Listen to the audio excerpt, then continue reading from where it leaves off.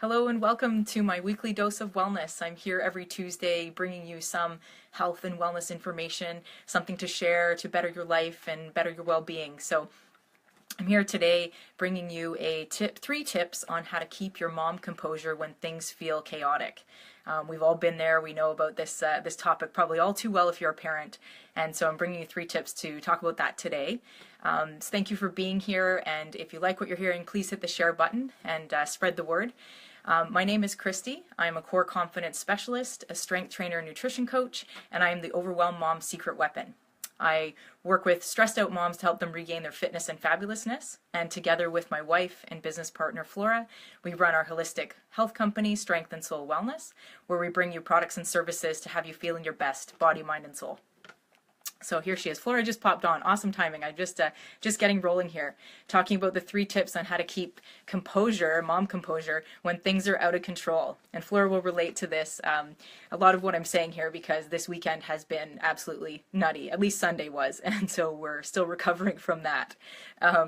So give you a little backstory on me. I grew up in a very loving, supportive, I had a great childhood, lots of really, amazing things in my life, but life was chaotic. My brother was born, he was handicapped, and from the age of 8 when he arrived, I also have a sister who was 6 years younger than me, and so my brother's 8 years younger than me, and his disability basically took its toll on our family, and just when things would be getting better, we'd have a plan, we're going to do this, we're going to do that, things would change and he would become ill and suddenly our whole life was in upheaval. So growing up I was very used to being in a fairly chaotic, unpredictable environment, and that didn't lend itself to me feeling super comfortable when things did go awry. I was the kind of person that really needed to put things in a box and compartmentalize things, right? So if any of you have been there, you know what that's like. It can be very anxiety driven, it can be stressful situations. I didn't do so well with that. So growing up, that was the kind of things that I needed to work on as I got older and becoming an adult, where, okay, I want to be able to control some things in my life so that I actually did not have anxiety and I did feel better. So just coping for me was one of those things, and when I can control things and I had an idea of what was coming and planning and predictability, I felt better. And when things went a little sideways and things got derailed, I actually really stressed out about that. And so going into parenting, it was a big eye-opener in terms of what we can handle as a parent and the way that we need to roll with things and the way that we need to accept that life is chaotic sometimes, and we need to keep our composure within that and make good decisions for our children and for ourselves. So for me, that's why I'm here to share this today. I'm going to give you 3 tips on ways to keep your composure when things go nutty, and I hope that you'll relate to these, or at least you'll start using these in your life, because it really does make a difference, and I think that's what got us through this weekend. Okay, so I'm going to give you number 1 is to laugh about it. So I'm talking about when things go, totally not the way you thought, and you had a plan and it just didn't work out for one reason or another. When you laugh about it and you come to that place of being like, okay, this is just ridiculously funny, you can get through it a lot easier, right? Flora's giving me the laughs, yes. So I have to share a little bit of our story. I'm not going to give you all the details, but literally on Sunday, heading into a softball practice, we can pile in the car, we go, the gas light had been on, and the story, you get onto the highway, and I'm thinking, oh yeah, we'll make it to the SO station, no problem, and we're coming off the off-ramp to the highway, and doesn't our Jeep sputter and die? And so I, was like, oh my God, what are we going to do? I've luckily felt it dying, so I pulled over, and we're still allowing traffic to crawl by. It must have been an accident or whatever. So literally, we are stalled. We have to get gas in our Jeep. Our son's in the back seat. Flora and I are going, oh my God, what are we going to do? Not in a position to be like running along the highway with a jerry can, but literally that's what ended up happening. I luckily caught a ride in a Camaro, a ragtop Camaro, got to ride to the gas station, grabbed my jerry can, filled it up, came back, blah, blah, blah. You get the story.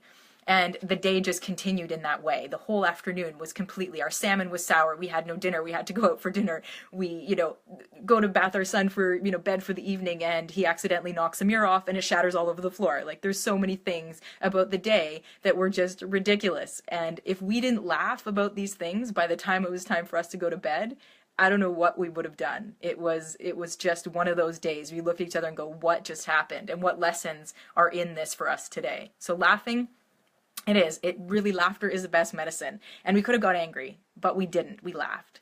So that's tip number one. You like that one, Flora? The next one I'm going to give you is to breathe.